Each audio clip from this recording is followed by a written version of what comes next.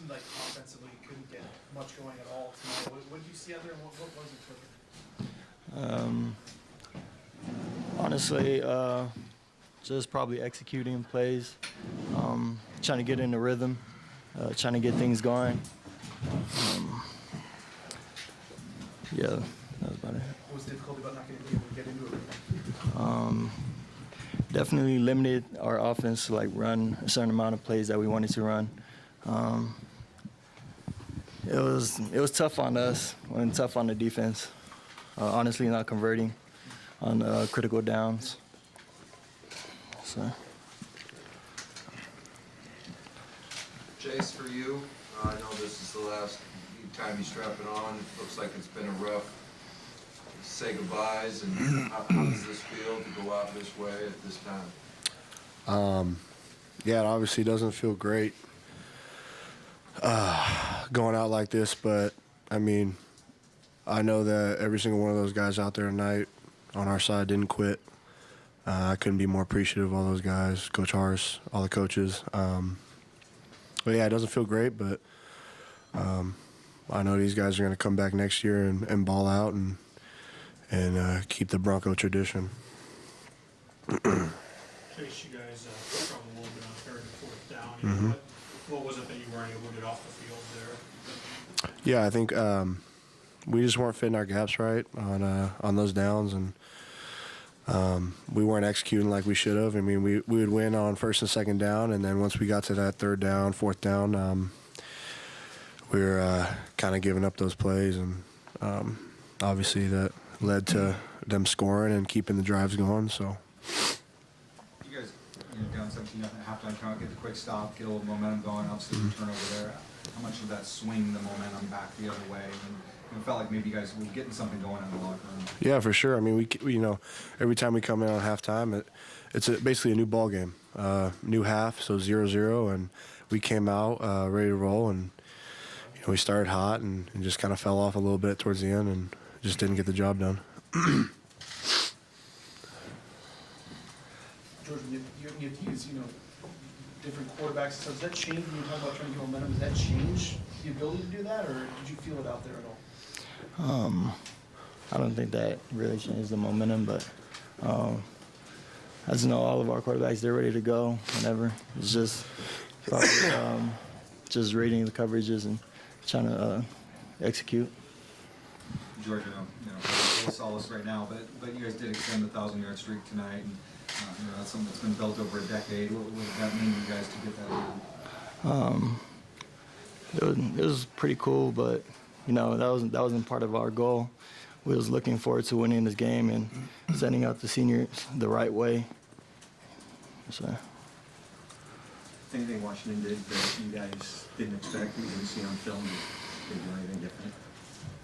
No, we expected everything that they brought, but we just needed to execute better.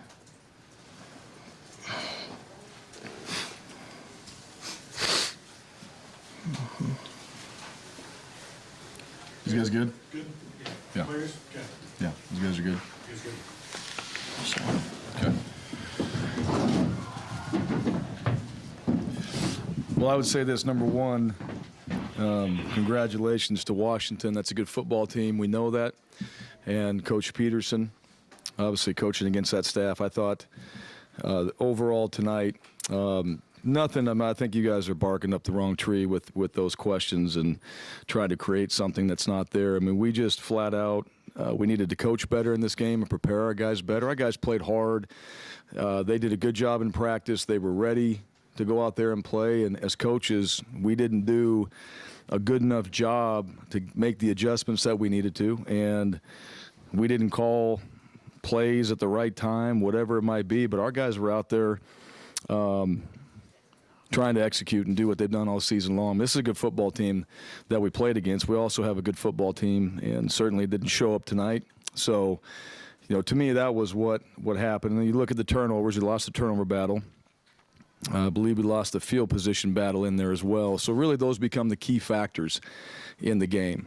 As far as our plan and everything that we had in place, that's what we've been working. It hasn't changed. So, whatever's worked up to this point, we've really operated a lot of the same way. So At the end of the day, we just, we didn't do enough to win the game, and Washington played well. And when you get the turnovers like that, and you get it at midfield, and you're able to execute and put points on the board, that's really what it comes down to. So more than anything, it's simple that way, and I think that's where the game changed, and the momentum we talked about in the second half.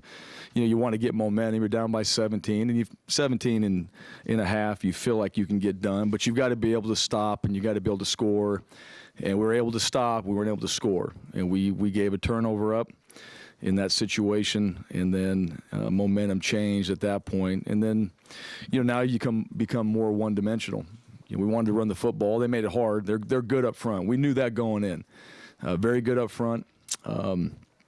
That was going to be a challenge for us. And then the back end as well.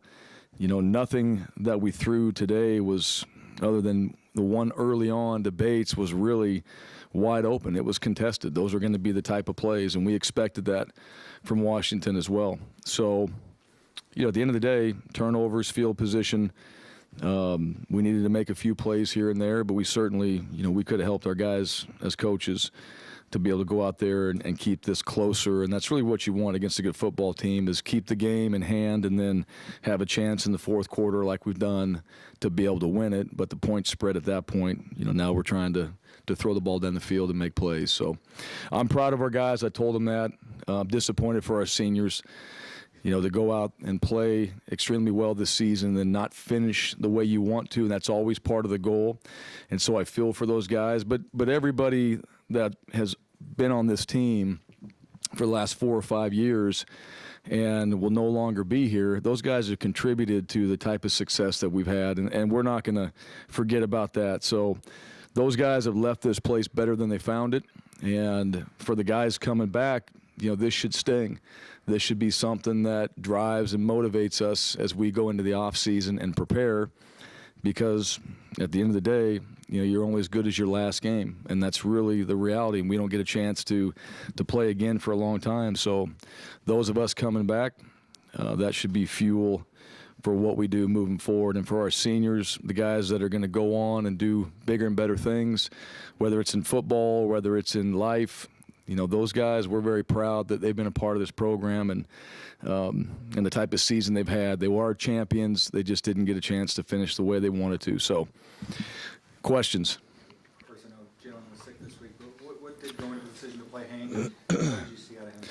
Yeah, it had nothing to do with the sickness. It was getting Hank an opportunity to go out there and play too. And I think we forget Hank won 7 games earlier in the season, right? I mean, it's been so long, but he's also been a part of this, and Hank's a good football player. So it really had nothing to do with that, other than both guys have done well this season.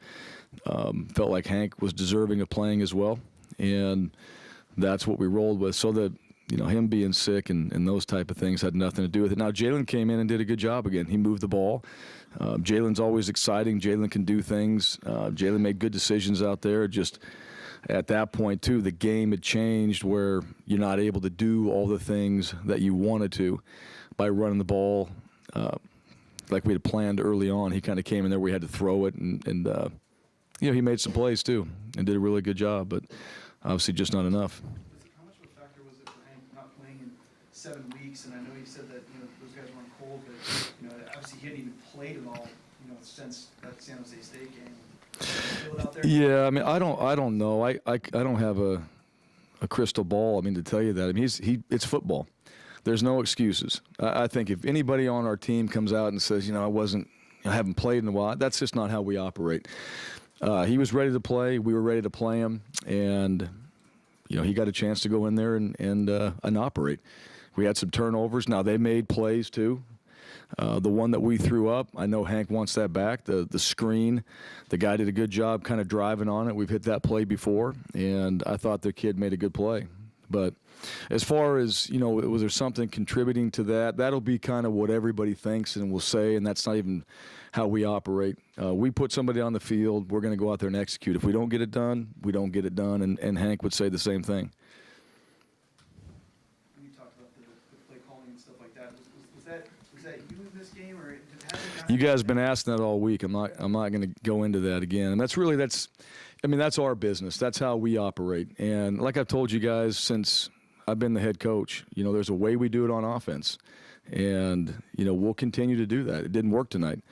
It's worked in other games. So, everybody has a piece of it.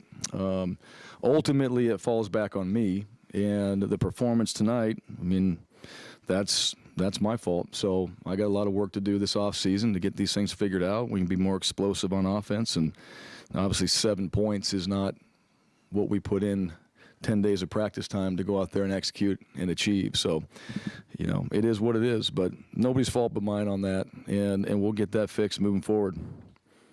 Seemed to struggle a little bit with the matchup with the Lions tonight. I know that's a very good team. Sure. There. But how much of a concern was that, and what did you see in the Well, I like our O-line.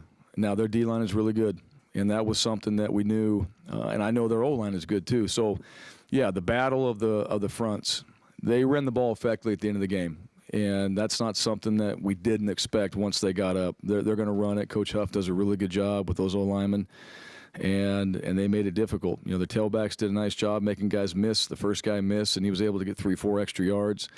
And their defensive line, they've always – ever since we've watched Washington and all the film this season too, their D-line is very good. And that's one of the keys to being a successful team is you got a really good D-line. And those guys up front, they played well. We missed a couple things up front now when we were running the ball and on a couple critical situations there. But also their guys, they made those plays happen too. They just didn't lay down and let us block them. They're moving around, and I thought they did a good job tonight kind of moving their D-line a little bit and causing some problems in our run game. What happened with Louis? I guess he didn't make the trip, but he was on the sideline. Yeah, he just didn't play. Personal reasons. Good. I'm sorry, I was thrown off there a little bit.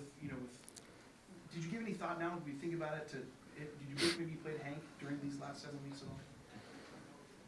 No, I don't think that's that. As far as tonight, the way we did things throughout the season, it worked, right? So, no, it's at this point, I'm not going to go back and say, wish we'd have done that. I think that's foolish, and that's not how we operated, so we didn't. We played him tonight, and we played Jalen tonight. And, bottom line is we didn't win the game. So, as far as all those things and thought processes goes, all that, it's not really, that wasn't the key to losing the game. The key were turnovers and not winning the field position battle. It's very matter of fact. So no, looking back on it. What were those emotions like approaching Coach Pete for the last time? Sure. This is it, kind of. Well, it's hard because I'm thinking about our team at the end of the game. I'm thinking about our seniors. I'm thinking about our season. I'm thinking about what we were able to accomplish this year, and obviously we didn't finish the way we wanted to. When I got midfield, I think about Coach Peterson, and I think about what he's meant to a lot of us that are on both sides, on both staffs, and what he's meant to college football, and certainly, the reason why a lot of us are in the position that we're in today. And so it's one of those, it wasn't about that. At the same time, I got tremendous respect for him, great appreciation for the opportunities that I've had because of him. And, I know what kind of person he is too. And so all those guys on that staff, you're competing to win, and you certainly respect, and probably more so the group of coaches we just went against because of the relationships that we have. And at the very top of that is Coach Pete. And so, we'll catch up at some point down the road. I know we'll do that, and I'll get a chance to share some things, and I'm sure I'll get a chance to listen to a lot of things that he has as well. But we're all very proud to have been a part of his staffs, and certainly wish him the very best. And he is one of the best when it comes down to it. He is one of the best in this profession, and not just wins and losses, but the type of character that he's put on display for the last 15 years as a head coach for not just our staffs, but everybody in college football and football in general. Thanks.